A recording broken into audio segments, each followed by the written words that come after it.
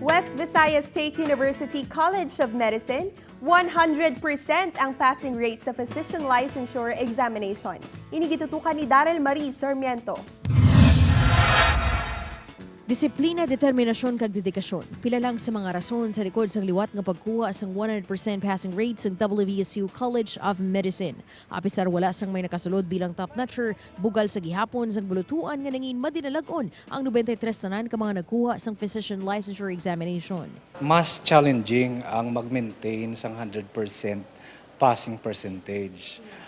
With the history of this institution upon its inception is that we already have produced more than 35 top-notchers. And I would say that we all have quality students. Luyag man sa College of Medicine nga patuyunon ng track record nga mangin 100% passing rate kaangay sa College of Nursing sa universidad. Maintain that 100 passing percentage for more than 5 years. So amo man na amon ang ginahandom. Kabay pa nga ma-attain namon. Mas maayong nga serbisyo sa mga pumuluyo sa patag sang ikaayong lawas kag medisina ang salandigan sa mga doktor nga taga-West. Upod kay Hans Tisherto, Daryl Marie Sarmiento, One Western Visayas.